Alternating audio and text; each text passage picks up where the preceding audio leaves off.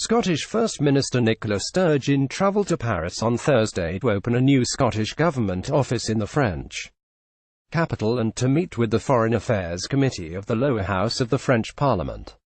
The SNP leader said she wanted to strengthen the alliance between Scotland and France ahead of a potential Brexit, as she claimed a delay in the withdrawal from the European Union was almost inevitable. Speaking to France 24, Ms. Sturgeon said, "The old alliance goes back 700 years or more and we want to refresh it for modern times. It's more important than ever,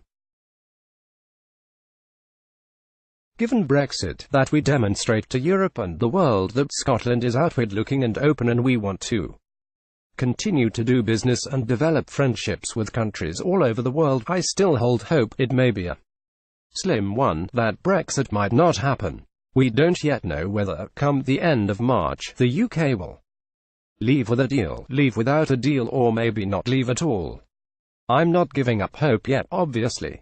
I also hope, if the UK does leave the EU, one day in the not-too-distant future, Scotland may come back to the EU as an independent country. France is the third-largest market for Scottish exports, and Ms. Sturgeon said the relationship between the two nations was one of the oldest in the world. Read more: EU betrayal, how Gordon Brown surrendered Britain's sovereignty and rejected referendum. Brexit news. Nicola Sturgeon travelled to Paris to talk with French MPs about trade. Image.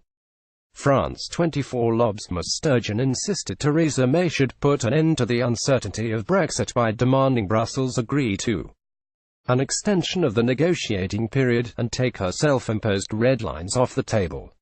She continued, "The first thing she should be doing is requesting an extension of the Article 50 process. My preference then would be for the issue to go back to the people in another referendum, because the people have so much more information now than they did 2.5 years ago. At the very least, she needs to remove the negotiating red lines that are constraining the position she is in so dreadfully and creating the problems she is now encountering." Before her visit, Scottish Tories accused her of neglecting problems at home by heading off again to France, so soon after her visit to the US and Canada earlier this month.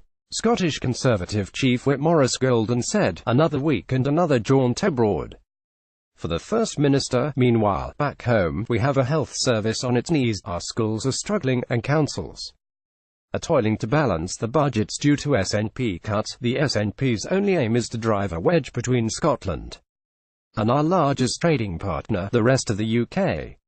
Nicola Sturgeon should focus on growing Scotland's economy instead of attempting to grandstand on the world stage.